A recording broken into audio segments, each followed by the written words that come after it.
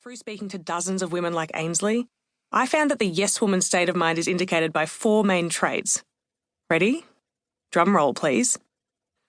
First up, if you're a yes woman, you have a hard time saying no.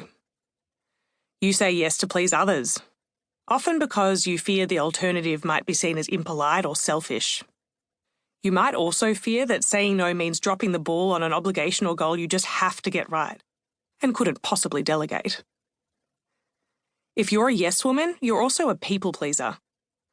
You tend to put other people's needs first, even when that means pushing your own needs aside and even when deep down you don't really want to.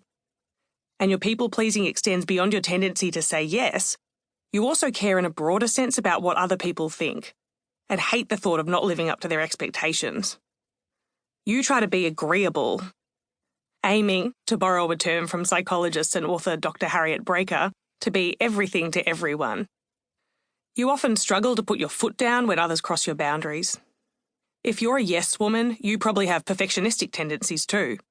You not only want to be everything to everybody, you want to do it all perfectly. You hold yourself to a high standard and need people to think you have your shit together. Regardless of your career path or seniority level at work, you might have been described as ambitious or a Wonder Woman. You pride yourself on multitasking and getting things right. There's a chance you've regarded your perfectionism as a strength or even used it as the ultimate humble brag in job interviews. My biggest problem is that I always need to make sure my work is just right. Please.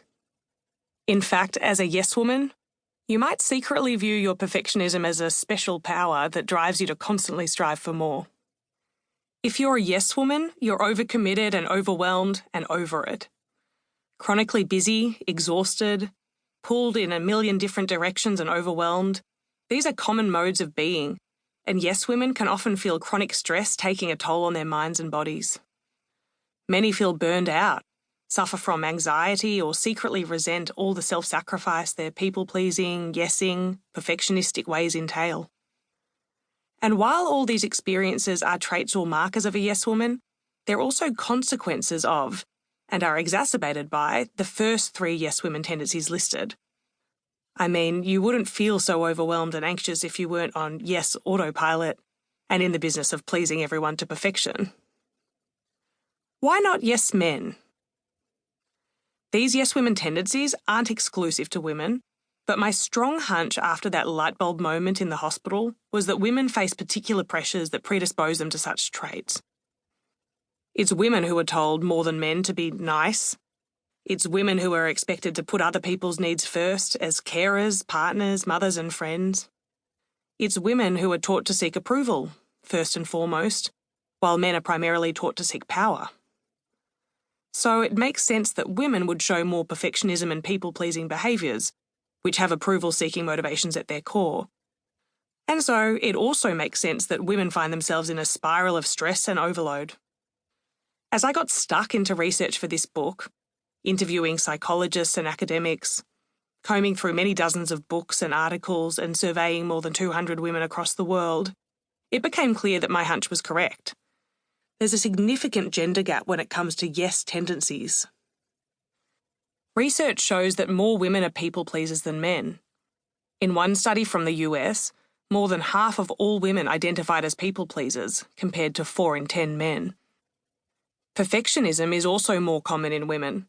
Australian research has revealed that 1/3 of women have high scores for perfectionism compared to just over 1/5 of men. We also, surprise, surprise, struggle to say no. One US research paper from 2014 found that women have more trouble, compared to men, just saying the word no, and experience more guilt when saying it too. Women also commonly report feelings of being spread too thin and having too little time to themselves. Researchers say that the feeling of being pulled in a million directions, which they call role strain, is felt more commonly by women, and in particular mothers, than men. One poll of 2,000 mums found that they had an average of just 17 minutes of me time each day, and most of the respondents felt they lived their lives entirely for other people. Women with responsibilities as carers, whether for kids or parents, also feel more time pressure than men, and this also leads to more severe mental health consequences for mothers than fathers. Role strain is directly linked to stress and